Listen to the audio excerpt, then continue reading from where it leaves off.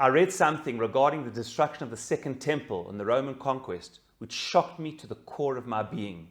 And it instructs so much about what the destruction then was about and what we need to do today as we approach Tisha B'Av.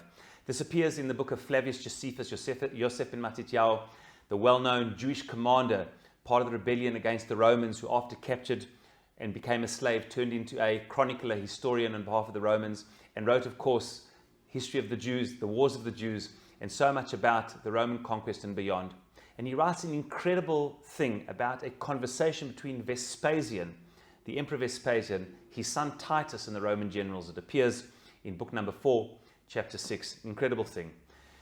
The Roman generals came to Vespasian, who was then the head of the army of Judea. He would, of course, become the emperor famously in the year 69 CE. It's known as the year of the four emperors. There was so much political unrest, and 4 different emperors either were killed or committed suicide, until eventually Vespasian in the year 69 literally was brought back from the conquest of Judea back to Rome, where he ruled for 10 years. And his son Titus took over, who, of course, Rahman al-Islam, destroyed the temple.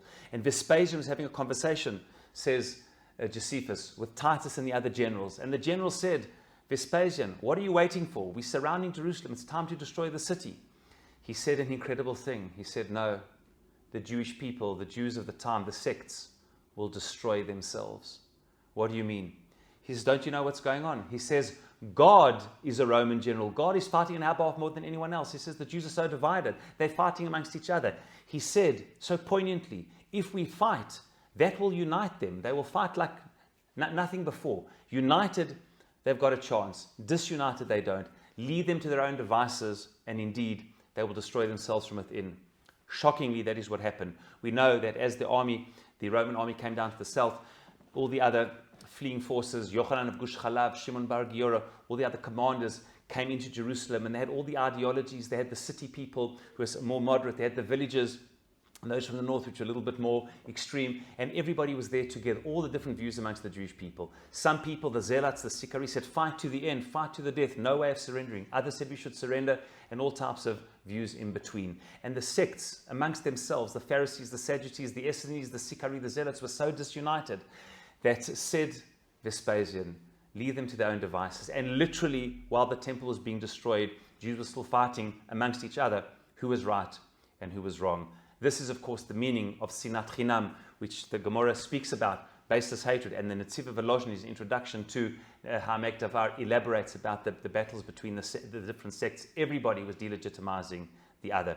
This is our great lesson today, that if we want to rebuild Yerushalayim with Ahavat Chinam as we know, it has to be a tikkun, a rectification. The political discourse has to change.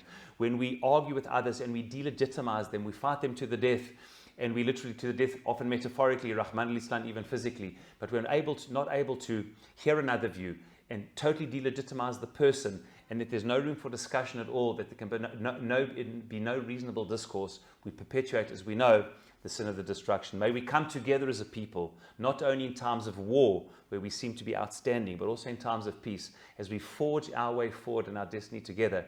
May we be able to respect each other, engage in accepting a discourse, disagree vehemently, but validate the person, and through Ahavat Chinam and validating each other, we'll build a common destiny together, and please God, very soon, the rebuilding of Yerushalayim, the temple, speedily in our days.